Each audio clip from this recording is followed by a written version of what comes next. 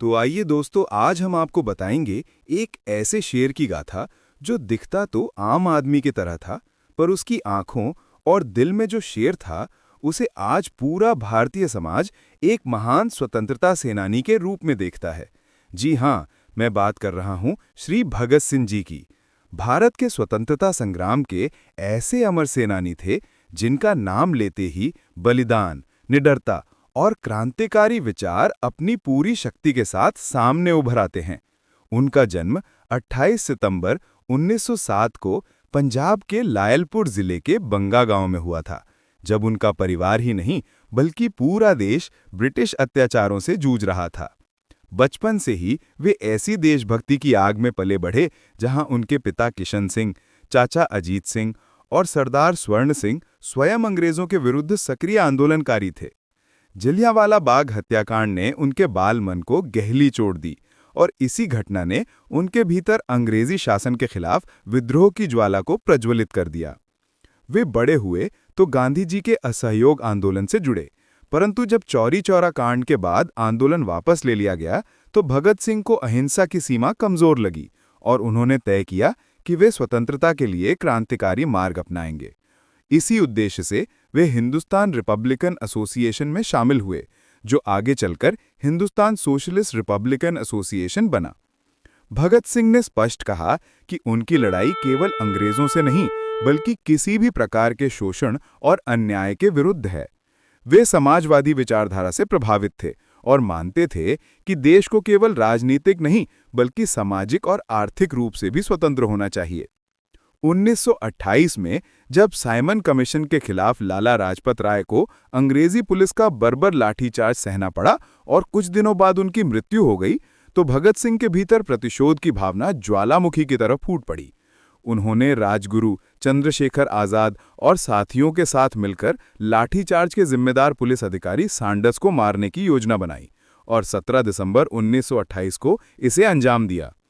ये घटना उनके अदम्य साहस और अन्याय के विरुद्ध उनकी कठोर प्रतिबद्धता का परिचायक बनी। इसके बाद अंग्रेज उन्हें पकड़ न सकें, इसलिए वे कुछ समय के लिए भूमिगत हो गए।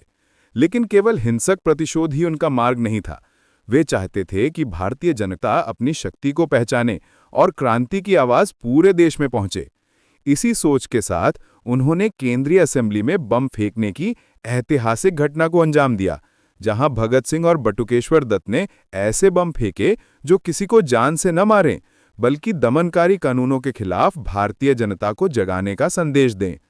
बम फेंकने के बाद वे जानबूझकर वहीं खड़े रहे और गिरफ्तारी दी, क्योंकि उनका उद्देश्य हिंसा नहीं, बल्कि विचारों का विस्फोट था। जेल में रहते हुए भगत सिंह ने कई महत्वपूर्ण लेख लिखे, किताबें पढ़ीं और अत्याचारों के खिलाफ आवाज उठाई। वे केवल क्रांतिकारी ही नहीं, बल्कि अद्भुत चिंतक भी थे। उन्होंने जेल में हंगर स्ट्राइक की ताकि भारतीय कैदियों को राजनीतिक बंदी का दर्जा मिले और उनके साथ अमानवीय व्यवहार न किया जाए।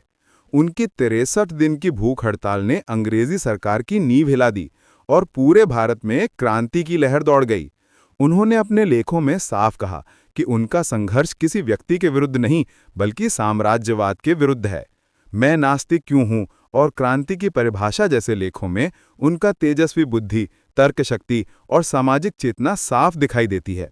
भगत सिंह के क्रांतिकारी विचार बताते हैं कि वे हिंसा को उद्देश्य नहीं, बल्कि अत्याचार के विरुद्ध अंतिम हथियार मानते थे। उनका मुख्य लक्ष्य था एक ऐसा भारत जहां समानता, शिक्षा, न्याय और स्वाभिमान सबके लिए हो।